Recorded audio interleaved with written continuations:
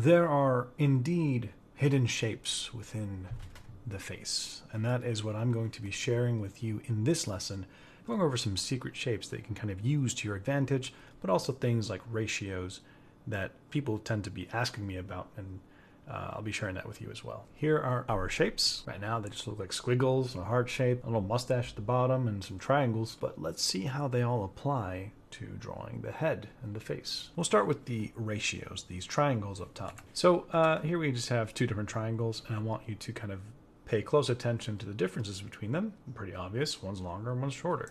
One actually is closer to fitting in a, well, sort of double square situation. You can kind of see a 45-degree angle here, whereas these, obviously, longer, more like a rectangle. With these ratios, you can start playing with them to kind of come up with different styles and proportions for your faces.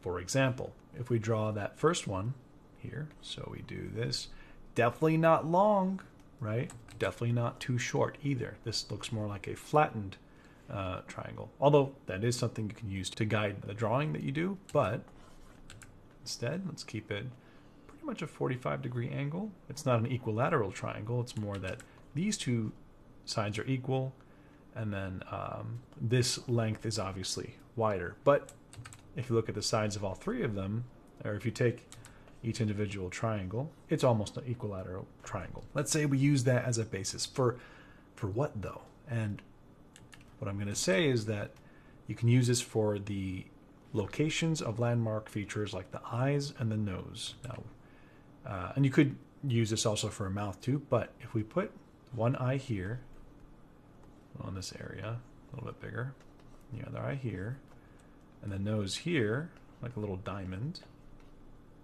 and then you can kind of echo outward from the eye shape and put an eyebrow there. You have a pretty specific ratio of what looks youthful. Now, if we do that same thing, but with an elongated triangle set,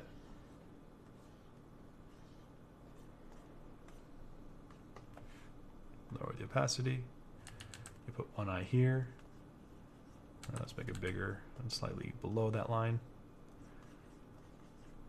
And I'm still trying to keep about one eye width in between, pushing out a little bit just to kind of imply a bit of otherworldliness or fantasy elements. But now if we put the nose down here, obviously we get a completely different look, and I've pushed it too far on purpose. And that's more of like a kind of stretched out, elongated face. And you find that a lot in Pixar movies, and you know, they'll kind of compensate by making the eyes a little bit bigger like that, and then putting the mouth over here. And imagine if we just put a face around that and giant ears, then we have like kind of like the Ratatouille kind of face.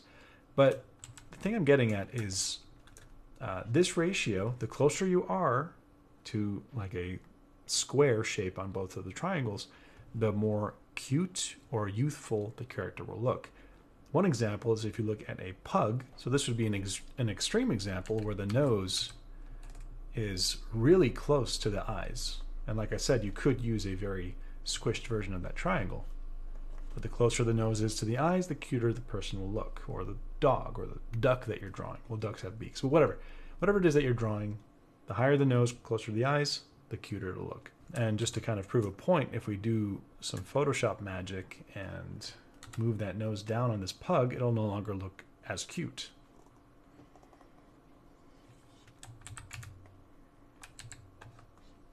Let's blend it in a little bit.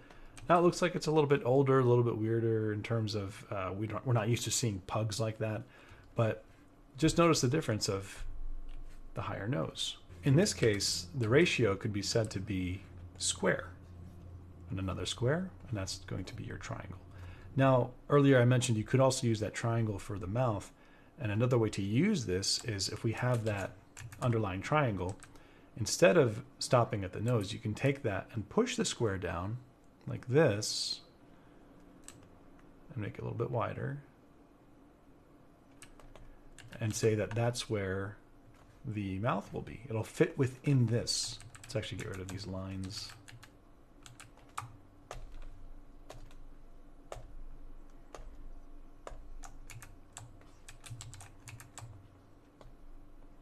right? So as long as you fit the mouth into that, you're getting stylized proportions that are closer towards anime or animation, like Disney, Pixar. And then that can also inform where that chin is going to be, right? And you can sort of fit other shapes in here, which is going to be what the next shape we talk about is. So here we're talking about the ratio of the triangle. That's going to tell us the location of where the nose and the eyes are in terms of the relationship. And if you get good at eyeballing where those two parts are, then you can make sure the mouth is also a little bit elevated. You can get this look, right? And one mistake that you might do is make the mouth too low. And I've seen this a lot, especially in like attempts at stylizing. If the mouth is too low like this, even the nose being too low, we're stretching that out. It still works as a design, but it's missing that kind of golden ratio that somehow works really well if it's just in a square. And if I was to push them that far down, I would compensate by making the eyes bigger so that we still have a square in terms of where that stuff is located. Not to say that they should be pure black like that, but now we can make them bigger and still maintain that shape. And I think for a lot of animated stuff, you'll kind of see this being used a lot. Now, I want to kind of remind you that the top of this triangle is not where the eyebrows are, it's where the eyes are. And the eyebrows are sort of an echo of the top eyelid and kind of stretched out and flattened out a little bit. Sort of like that. But yeah, so now we push the nose and the mouth down, with the eyes being small, it didn't really work in the same way, but now that we made the eyes bigger, we could still fit a 45-degree angle here to make that triangle, right? So look for that triangle. And if you're drawing realistically, by the way, when you're looking at people, they're going to have different ratios, and you can sort of see them as constellations of edge of the eye here, edge of the mouth or the corner of the mouth, and then you have the edge of the nose and then a tear duct. That makes a very, very specific shape. Like the angle of this line might be more horizontal, it might angle downward. And then depending on this shape, if you can get that right when you're looking at a reference, that's what's going to help you get the likeness. I get that question a lot, like how do you do likeness? This is one of the shapes to look for. You have to get those landmarks in the proper positions relative to each other. That's how you do some stylized proportions. It's actually pretty simple. Practice that a lot, and then you can kind of put the ears. It's kind of big, but whatever. Let's move on.